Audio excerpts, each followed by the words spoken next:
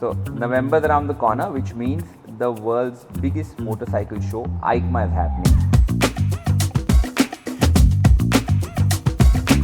It happens every year in Milan, and it's possibly the most formal way for all motorcycle brands to showcase what they've been up to over the last 1 year and what we can expect out of them. So Jay, Yeah. what do you think we can expect out of Eicma this year? Yeah, so we do have some sort of expectation from the big brands. So let's start off with Triumph.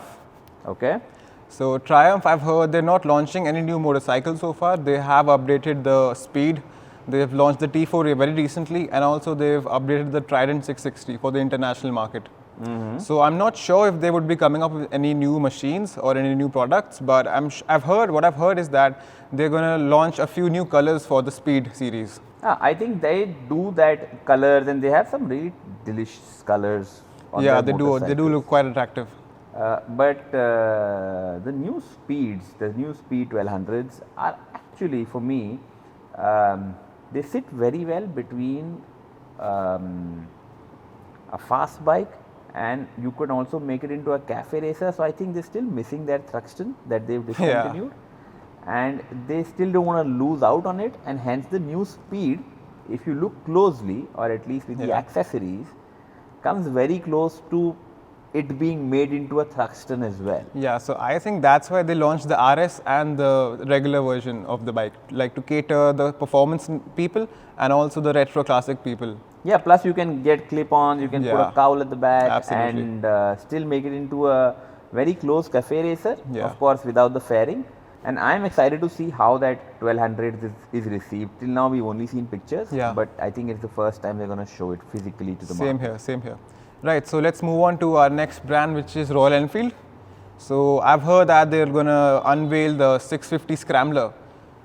And also maybe the Himalayan, the electric version, they're supposedly to be called Him-E. And also the 350 Bobber, a classic 350 Bobber. What do you think of it? So let's start with the Scrambler. Yeah. I think that is one motorcycle that they've been missing from their now big collection of motorcycles, right? It'd be interesting to see how if they would have a 650 Himalayan instead of an electric Himalayan. Yeah. I think that's what people are looking for. Not a lot of people like electric motorcycles per se, mainly because it's very contradictory. Right. An electric bike can't go too far. Right, absolutely. And a Himalayan is supposed to go far. Yeah, I understand that. So electric Himalayan is just an irony in itself. Right. A 350 Bobber would be interesting. Of course, they have the 650 Bobber, which they call the shotgun. Yeah. So 350 Bobber is what they're missing. Also makes it very accessible to new riders. Yeah. That should be interesting. But they always have usually had one bike under the wraps that they don't talk about, and they show it there. Yeah. Like the Him-E was shown 2 years ago, and they never talked about it ever. They were all focusing on their Super Meteor that they were launching, but at the launch they had this thing right in the center with the Him-E. So I do expect something that no one knows to be at Eicma again this year. But on platforms like LinkedIn, I've seen the RE guys hiring a lot of people for their EV side of marketing. So I think they should be, they are cooking up something for sure for the Eicma or the Hemi. No, maybe for electric, there's also rumors of creating an electric bullet and all those things, which still makes more sense because that's now, given the size of how people have been using those motorcycles, it's still a more everyday ride to work sort of a motorcycle. Right. But a Hemi for me is, I'm sorry, it's just an irony in itself to have an electric bike or to have an Himalayan that can't be taken out of the city. But don't you think it would actually resemble and resonate with the adventure persona, also to connect it with sustainability? Like an adventure bike which is electric, not polluting the environment and is sustainable in that sense? But it can't go on adventures because you can't charge it the moment you've crossed 200 kilometers, Yeah.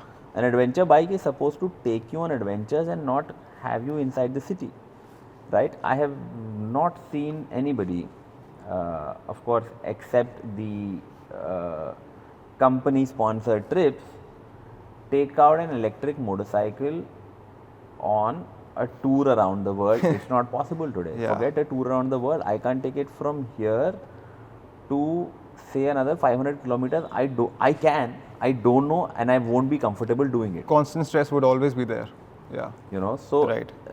Till now for me, a Hemi is a very, a bike that I don't know, I wouldn't trust. There's a reason why electric motorcycles don't work. Yeah, for sure. Right? Because when you buy a motorcycle, you've bought it thinking in your head that I am taking it out on adventures. Right. Right? When you buy an electric scooter, on the other hand, you've bought it for everyday commute, and that's Yeah, why electric scooters correct. are very popular, but electric motorcycles are not popular. Not popular. Because the time of purchase, you may never take it, but at the time of purchase, your mindset says that I am taking this bike and riding off for an adventure today. Right, right. I get you. Right? And that's what's been stopping electric motorcycles from running. Right. So that's RE wrapped. Let's see what happens at the Eicma. Next up, Harley-Davidson. So Harley-Davidson, I've heard that they're launching a smaller version of the Pan Am, the Pan America, Okay. their adventure series. I think they're coming up with the same V-twin, the Revo Max, but with a smaller displacement. So 975cc is what I've heard. What do you think of it? I think I've ridden the Pan Am. Yeah. Not too much, but a bit, and it's a really nice motorcycle. Yeah. Like, it looks intimidating, but it's really comfortable for somebody who's short like me. Of course, the heating issue is there, which Yeah. I don't know what they can do about it, but it's a really hot motorcycle to ride. And it'll be interesting to see because, sometimes you don't need a 1200cc to really ride anywhere. Yeah. Right? It's 1200cc is more of an ego boost rather than a practical solution. true, A true. 900 sits very well between a 600, which some people might find it underpowered, and so it's more power than a 600cc Yeah. sort of a motorcycle. So it sits very well. I think that's a good move by Harley. It's nice to see them doing something around it. Are they doing? I know they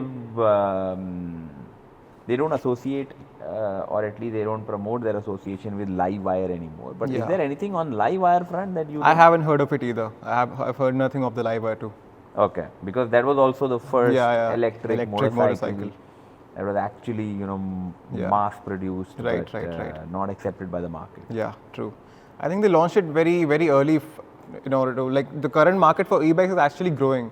They launched it before the market was actually present there. But that's Harley-Davidson for you. They've always Yeah. been pioneers of doing something. Yeah, right. When Harley does it, the other brands follow. True. Right, and that's why them doing a live wire was because they will do it first and let the other brands follow. But yeah, it'll be interesting to see if they'll have something up with live wire. And I do have a deep down gut feeling that there should be a few more motorcycles coming up on the 440 platform. I've heard they filed a patent for the Nightster 440, but let's see what happens. I'm not sure if they would launch at a center stage like Eicma. I think that would be more of an Indian market thingy. The Nightster can be an interesting twist because Yeah. the Sportsters were the most popular Harley Davidsons, True. right? At least in terms of numbers, and I think they're missing those. And a 440 Nightster would sit very well as a nice bobberish Right. motorcycle that's still affordable. And true to the Harley persona, like proper cruiser, I agree. sportster kind of vibe. I agree. That'll be interesting. Yeah. So next up, KTM. I've seen them like they recently teased a picture of 5 motorcycles covered all together. So we can expect 5 new bikes at the Eicma. 5 new motorcycles altogether from KTM. What do you think? So I'm not an expert on KTM. That's not a brand that I really connect with, right? They look too aggressive for my Yeah. personality, right? So that's a brand that I don't really connect with. I really don't have a view on it, but my most likely understanding is their current platform. They would have certain upgrades on those platforms rather than Right. bringing out absolutely new motorcycles. They have something for everybody and every taste, I believe. Not classics, Not but mine. in terms of sports, in terms of sporty people. So sporty and adventures, and they have naked, everything all there. naked and a bit too much. And that's why it doesn't. I don't connect with the brand, and Right. hence I don't really follow it. So Ducati, next up is Ducati. So Ducati has recently unveiled their Panigale, the newly launched Panigale V4 for road and track, and they've also made very small changes to the Scrambler series, like aesthetic and basically color changes. So that's what Ducati has been doing. And what do you think of it? So I think since they launched the Scrambler a few years ago, Yeah, they've realized how popular that motorcycle has become, and they haven't. And what they've done really nice is that every year they try and tweak it a bit, right? And it just keeps getting slightly more modern, but still remains true to being retro. yeah, And that's possibly one of the nicest bikes that exists today, only because there's something new to look at it every year, right? Without it doing too much, right? And every year it becomes slightly better. yeah. The Scrambler is a beauty for sure. So right, moving on to BMW. BMW has a new motorcycle, we would say the R12. So the R12, R1290 as they call it. So the R1290 sits somewhere between the R18 and the R90. So it's a perfect blend of those two machines, and it also, like, it's true to its words. So it has the R18 persona and the characteristics of the R90. What do you think of it? I love the motorcycle. I would have bought it if I had the money. I don't like the name. Yeah. Because it's too much. It's a bit Too many too long. numbers Yeah. in a name. It sounds more like R2D2 from Star Wars. Yeah. But the bike sits very well. It's like this cafe racer, but it's big and bulky. It's beautiful. Yeah, It's it beautiful. is. The R90 is amazing. Yeah. Now moving on to the Japanese machines.